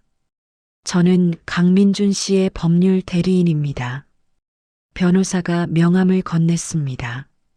법률 대리인이요? 네. 환자분의 치료 방침에 대해 법적 자문을 구하려고요. 변호사가 서류를 펼쳤습니다. 연명치료 중단은 친족의 동의가 필요합니다. 특히 직계자녀의 동의가 우선입니다. 배우자라도 자녀들이 반대하면 불가능합니다. 변호사의 말은 명확했습니다. 나는 아무것도 결정할 수 없다는 것. 그리고 한 가지 더. 변호사가 다른 서류를 꺼냈습니다. 환자분의 재산 관리에 관한 건인데요. 현재 배우자분께서 통장을 관리하고 계시죠? 네. 생활비 계좌만. 그것도 이제 자녀분께 넘겨주셔야 할 것 같습니다. 왜요? 환자분이 의식불명 상태이시니 법정 대리인이 재산을 관리해야 합니다. 친자녀가 우선권이 있습니다. 나는 말문이 막혔습니다. 민준이 말했습니다. 아버지 통장, 지금 내놓으세요. 혹시 몰래 돈 빼돌린 거 아니죠? 무슨 소리예요? 나는 생활비만. 증명해 보세요. 통장 거래 내역 다 보여주세요. 민준이 손을 내밀었습니다. 나는 가방에서 남편 통장을 꺼냈습니다. 떨리는 손으로 건넸습니다. 민준이 통장을 확인했습니다. 이게 다예요? 네. 다른 통장은요? 몰라요. 아버지가 따로 관리하셨어요. 정말 몰라요? 숨긴 거 아니고. 정말 몰라요. 나는 억울해서 울음이 터질 것 같았습니다. 민주는 통장을 가방에 넣었습니다. 앞으로 병원비는 제가 낼게요. 당신은 더 이상 아버지 돈 손대지 마세요. 그날 밤 나는 병실에 혼자 남았습니다. 민준과 수지는 모텔에 가서 쉰다며 떠났습니다. 남편은 인공호흡기를 달고 누워 있었습니다. 쉭쉭. 기계 소리만이 규칙적으로 들렸습니다. 여보. 나는 남편 손을 잡았습니다. 차가웠습니다.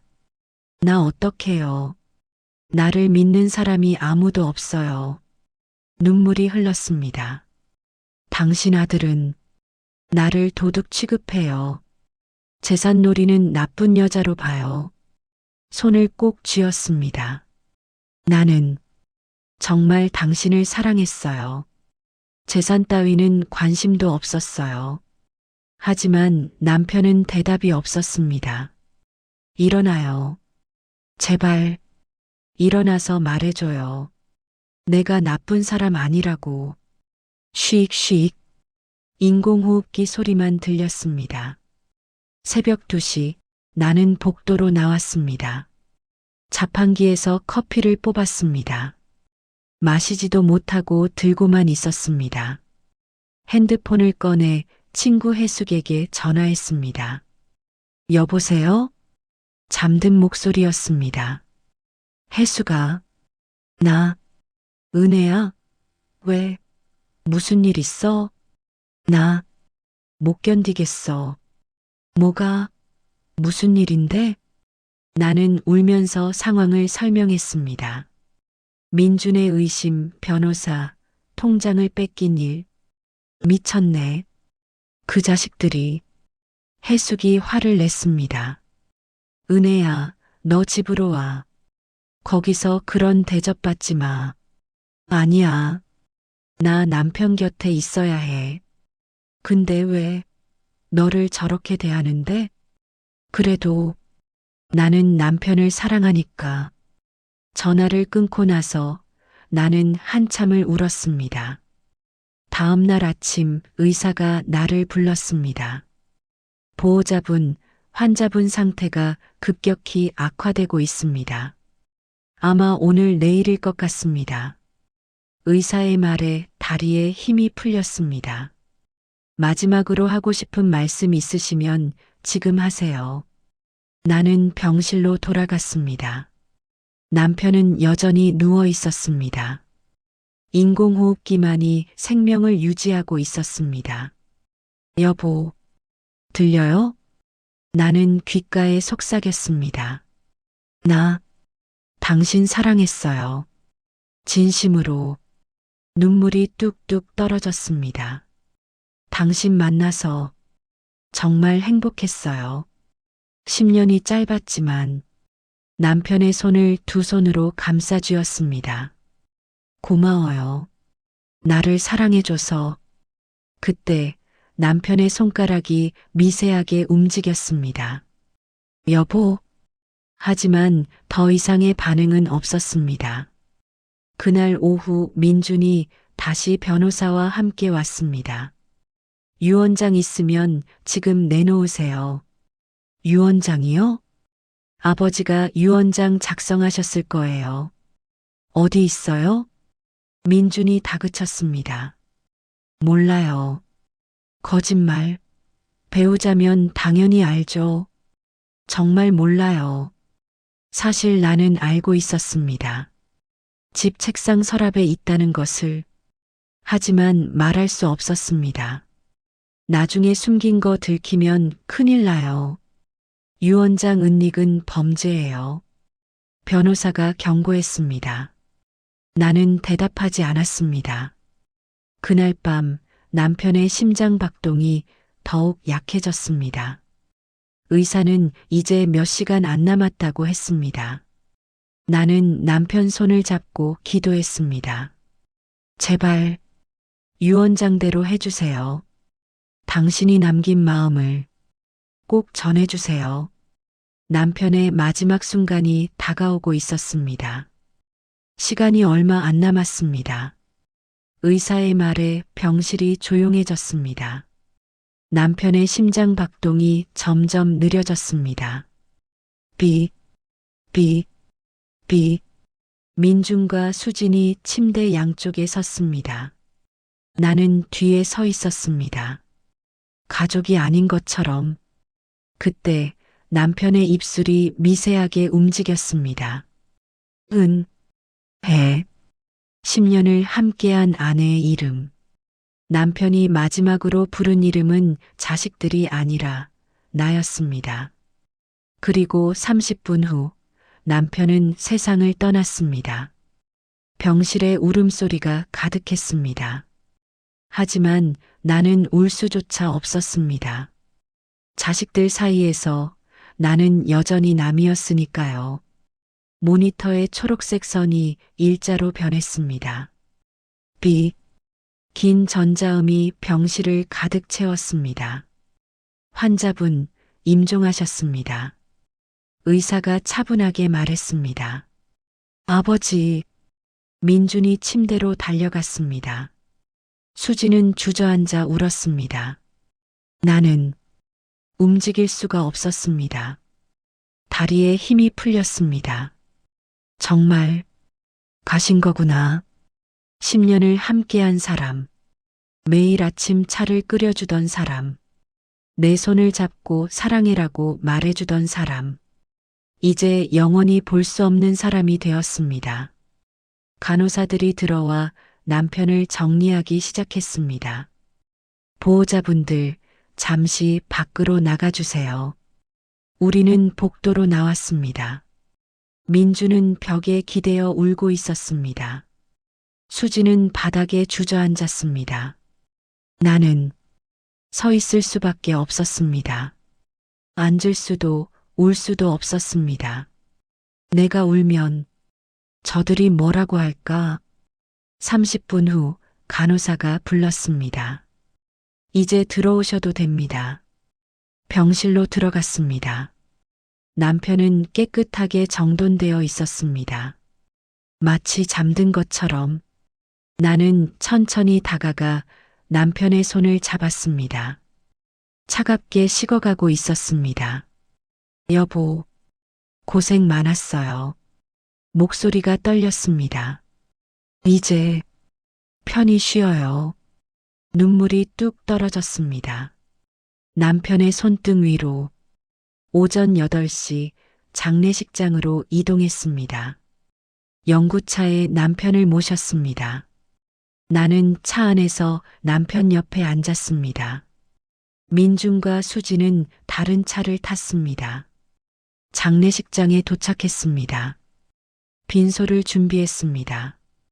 영정 사진은 가져오셨어요? 장례 지도사가 물었습니다. 네, 여기. 나는 가방에서 사진을 꺼냈습니다. 작년에 찍은 남편의 사진. 웃고 있었습니다. 꽃은 어떤 걸로 하시겠어요? 국화요. 흰 국화. 남편이 좋아하던 꽃이었습니다. 빈소가 준비되는 동안 나는 혼자 복도에 앉아 있었습니다. 민준과 수지는 사무실에서 장례 절차를 의논하고 있었습니다. 나는 빠져 있었습니다. 아내인데도 결정에서 제외되었습니다. 오후 2시 빈소가 완성되었습니다. 영정 앞에 남편의 미소가 있었습니다. 흰 국화가 가득했습니다. 상주는 누가 서시겠어요? 장례 지도사가 물었습니다. 저희가 서겠습니다. 아들, 딸이니까요. 민준이 대답했습니다. 배우자분은요? 옆에 서시면 됩니다. 민준의 말에 장례 지도사가 어색한 표정을 지었습니다. 나는 조문객들에게 절을 받는 자리에서도 한쪽 구석에 서 있었습니다. 낯선 남자가 빈소에 들어왔습니다. 50대 중반쯤 돼 보이는 정장 차림의 남자였습니다. 강태수 씨 유가족분들 계십니까? 네, 저희인데요. 민준이 대답했습니다. 저는 김영수 변호사입니다. 고인과 5년 전부터 법률 자문을 해왔습니다. 변호사가 명함을 건넸습니다. 고인께서 제게 유언 집행을 부탁하셨습니다. 유언이요? 민준의 눈이 커졌습니다. 최근에 작성하신 유언장이 있습니다. 변호사가 서류 가방을 들어 보였습니다. 지금 공개하시겠습니까? 당연하죠. 빨리 보여주세요. 민준이 다급하게 말했습니다. 우리는 장례식장 상담실로 자리를 옮겼습니다. 변호사, 민준, 수진, 그리고 나. 4사람이 앉았습니다. 변호사가 봉투를 열었습니다. 유언장을 꺼냈습니다. 먼저 고인의 육성 녹음을 들어보시겠습니까? 육성 녹음이요? 네. 고인께서 유언을 직접 녹음하셨습니다. 변호사가 노트북을 꺼내 파일을 재생했습니다. 스피커에서 남편의 목소리가 흘러나왔습니다. 민준아, 수진아, 그리고 은혜. 남편의 목소리였습니다. 이 녹음을 듣고 있다면 나는 이미 세상을 떠났겠지. 우리는 모두 숨을 죽이고 들었습니다. 먼저, 민준아, 수진아. 미안하다. 남편의 목소리가 떨렸습니다. 아빠가 좋은 아빠 못 됐지. 너희 엄마 돌아가시고 너희랑 제대로 소통하지 못했어. 너희가 아빠를 원망하는 것도 알아. 엄마를 제대로 못 챙긴 것도, 재혼한 것도. 민준의 눈에서 눈물이 흘렀습니다. 하지만 아빠도 힘들었어. 엄마랑. 우리는 서로 사랑했지만 안 맞았어. 그건 누구 잘못도 아니야. 그냥 우리는 다른 사람이었을 뿐이야. 남편의 목소리가 계속됐습니다. 그러다 은혜를 만났어. 내 이름이 나오자 가슴이 뛰었습니다. 은혜는 나를 살렸어. 정말이야. 엄마 떠나고 5년 동안 나는 죽은 사람처럼 살았어. 너희도 연락 안 하고 친구들도 하나둘 떠나고. 근데 은혜가 나타났어. 48살에 평생 혼자 산 여자. 남편이 웃는 소리가 들렸습니다. 은혜도 나처럼 힘들게 살았더라고. 부모님 병간호하느라 결혼도 못하고. 우리는 서로의 상처를 알았어. 그래서 더 조심스럽게 사랑했지. 내 눈에서 눈물이 흘렀습니다. 10년. 은혜랑 산 10년이 내 인생에서 가장 행복한 시간이었어. 그래서 나는 이 유언장을 남긴다. 남편의 목소리가 진지해졌습니다. 내 재산 전부를 은혜에게 남긴다. 순간 병실이 조용해졌습니다. 부동산, 예금, 증권, 보험, 모든 것을 은혜가 가져라. 민준이 벌떡 일어났습니다. 뭐라고요? 민준아, 수진아, 너희한테 미안하다. 남편의 목소리는 차분했습니다. 하지만 너희는 이미 충분히 가졌어. 좋은 직장, 좋은 배우자, 좋은 집. 은혜는 아무것도 없어. 나랑 10년 살면서 자기 인생 다 바쳤어. 남편이 말을 이었습니다. 나는 은혜가 내가 떠난 후에도 잘 살기를 바라. 그게 내 마지막 소원이야. 그리고 하나 더. 남편의 목소리가 떨렸습니다. 민준아, 수진아, 은혜를 괴롭히지 마라. 내가 죽으면 너희가 은혜를 어떻게 대할지 알아. 아빠가 다 알아. 민준과 수진이 고개를 숙였습니다. 후처라고 재산 노린다고 그렇게 대할 거 알아. 하지만 은혜는 그런 사람이 아니야. 은혜는 정말 나를 사랑했어. 남편이 울먹이는 소리가 들렸습니다.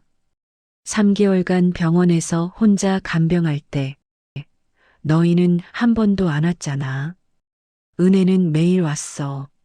새벽에 죽 쑤어서 가져오고 밤늦게까지 내 옆에 있어줬어.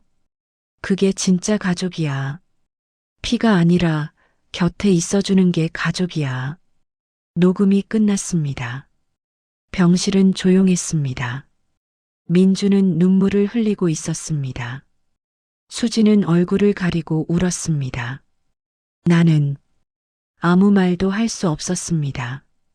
변호사가 유언장을 펼쳤습니다. 고인의 유언대로 모든 재산은 배우자 서은혜 씨에게 상속됩니다. 부동산 3채, 예금 5억, 증권 2억, 보험금 3억, 총 13억 정도의 재산이었습니다. 민준이 고개를 들었습니다. 저희는 아무것도 못 받는 거예요? 유언장에는 자녀분들께 드릴 항목이 없습니다. 하지만 유류분 청구는 가능합니다. 법적으로. 그때 내가 입을 열었습니다. 됐어요. 네. 변호사가 나를 쳐다봤습니다. 나는 절반을 이 사람들에게 줄게요. 뭐라고요? 민준이 놀라서 물었습니다. 당신 아버지 유언은 존중하지만 나는 자식들이 아무것도 못 받는 게 싫어요. 나는 민준과 수진을 보며 말했습니다. 부동산 한 채씩 가져가세요. 그리고 예금도 나눠요. 당신들도 아버지 자식이니까요. 민준이 고개를 숙였습니다. 저희가 그렇게 대했는데 괜찮아요. 나도 이해해요. 갑자기 나타난 후처가 밉잖아요. 나는 웃으며 말했습니다.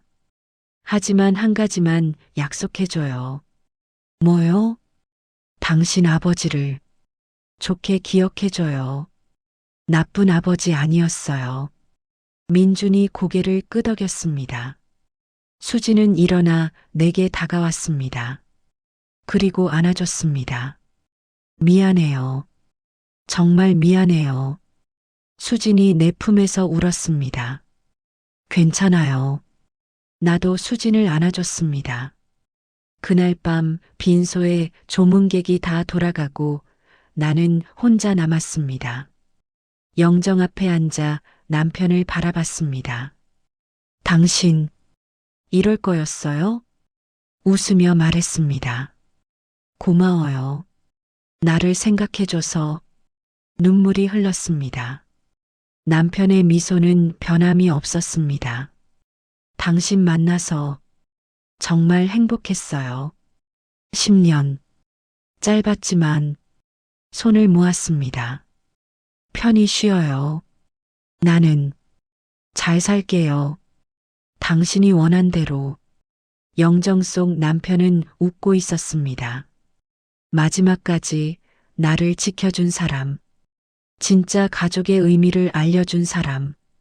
장례 3일째 마지막 날이었습니다. 남편을 화장하고 봉안당에 모시는 날. 정말 이제 마지막이구나 실감이 났습니다. 엄마. 그날 처음으로 수진이 나를 엄마라고 불렀습니다. 같이 가요. 아버지 마지막 가시는 길. 수진이 내 손을 잡았습니다. 민준도 옆에 섰습니다.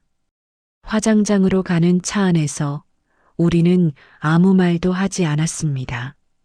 하지만 이상하게 마음이 편했습니다. 이제야 우리는 진짜 가족이 된 것 같았습니다. 아침 9시 발인이 시작되었습니다. 영정을 들고 장례식장을 나섰습니다.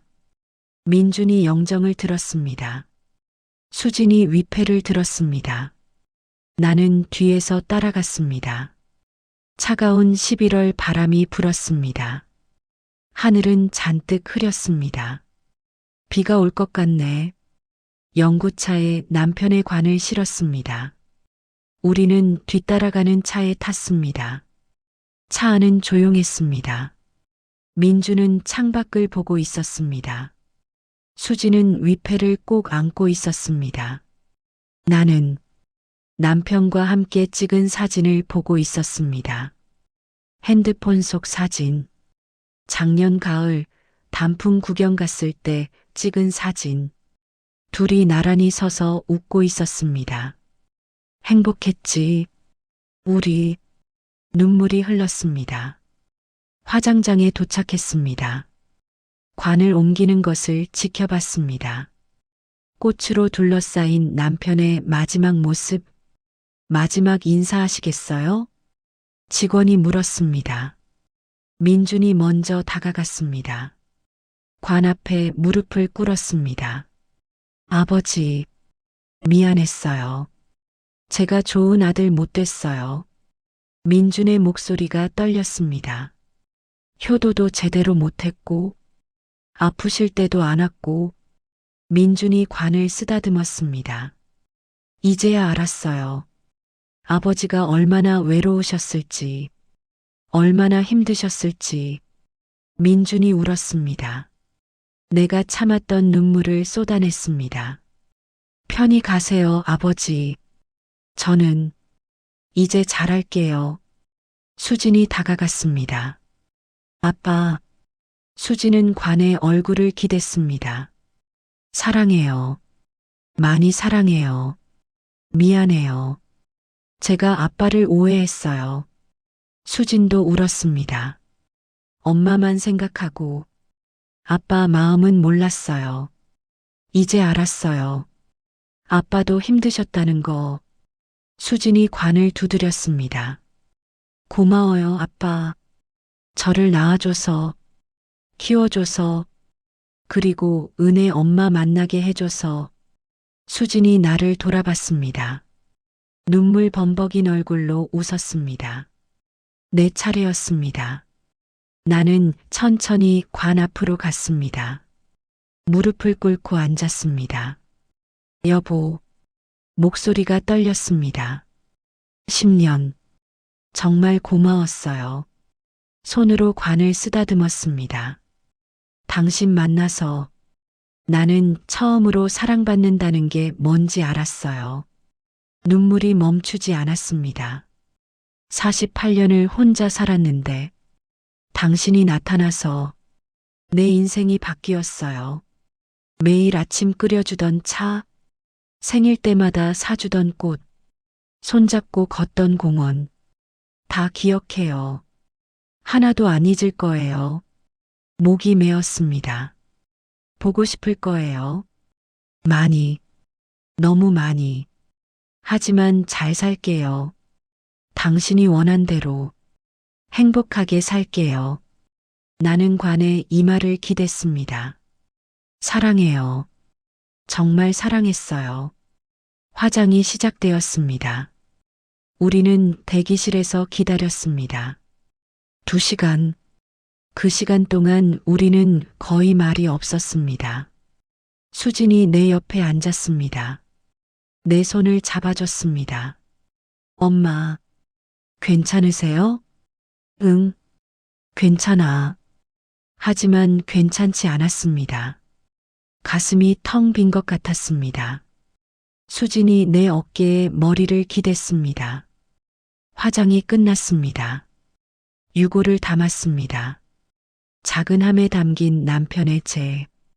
이렇게 작아지는구나. 사람이. 우리는 봉안당으로 갔습니다. 조용한 곳에 자리를 정했습니다. 창밖으로 산이 보이는 곳. 여기 좋네요. 민준이 말했습니다. 아버지 산 좋아하셨잖아요. 맞아. 등산 자주 가셨지. 우리는 함께 봉안단에 남편을 모셨습니다.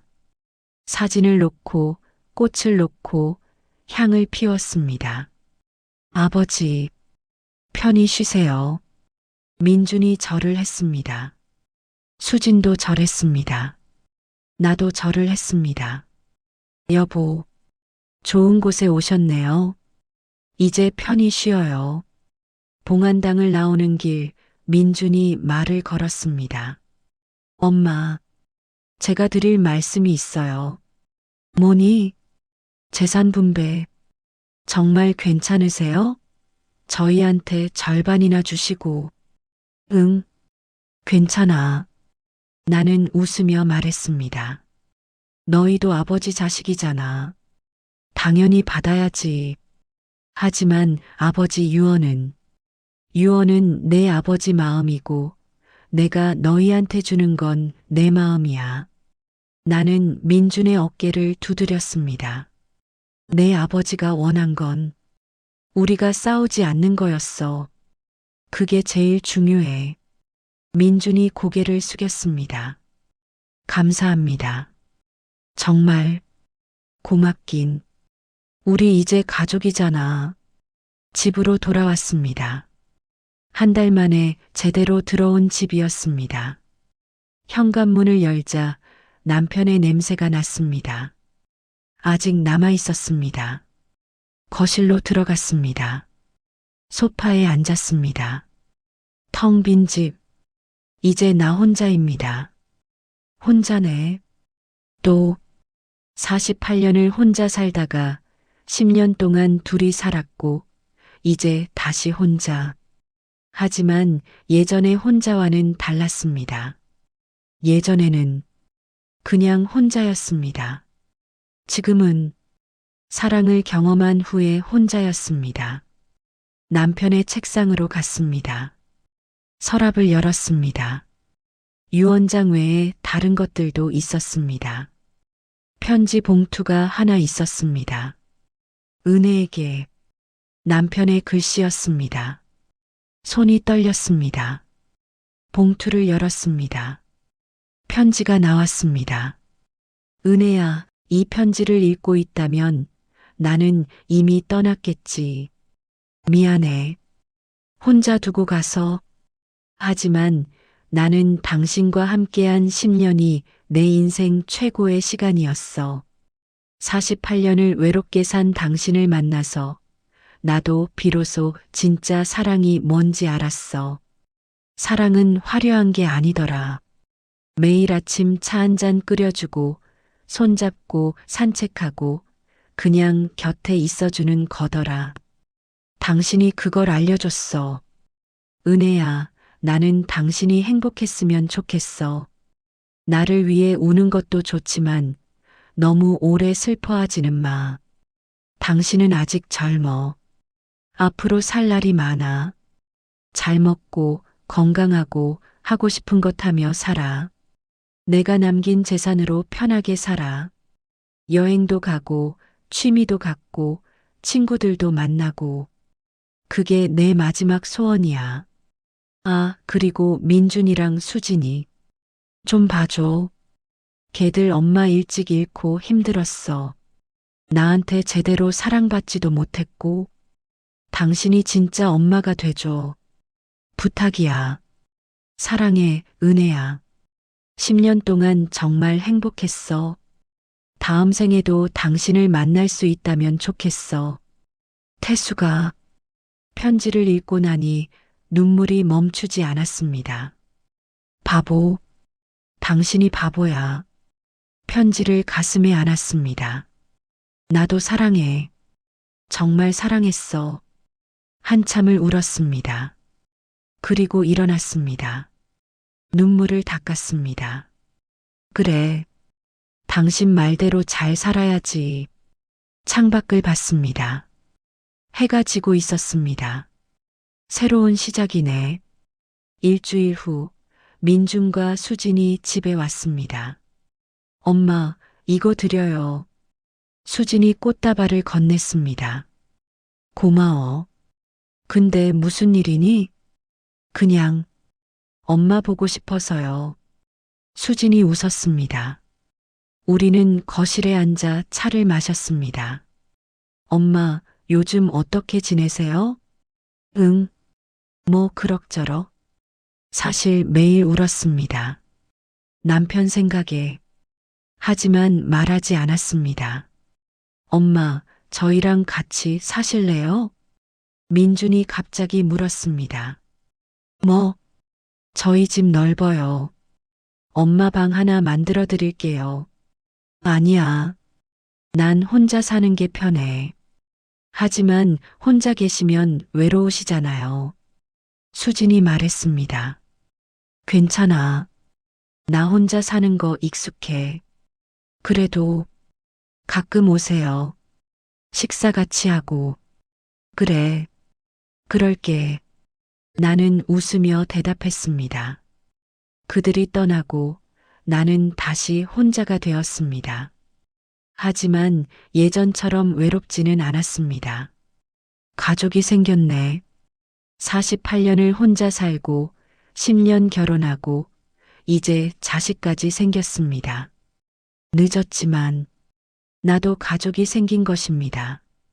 남편의 책상으로 갔습니다. 편지를 다시 꺼냈습니다.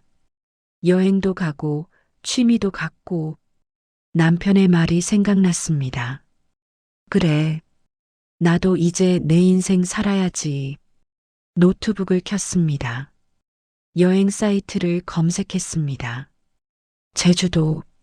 남편과 신혼여행 갔던 곳. 거기 다시 가볼까? 예약 버튼을 눌렀습니다. 한 달 후 나는 제주도에 있었습니다. 바다를 보며 걷고 있었습니다. 찬바람이 불었습니다. 하지만 상쾌했습니다. 여보, 나 잘 지내고 있어요. 혼잣말을 했습니다. 당신 말대로 여행도 왔어요. 파도 소리가 들렸습니다. 민준이랑 수진이도 잘해요. 자주 연락해요. 이제 정말 우리 가족 같아요. 하늘을 봤습니다.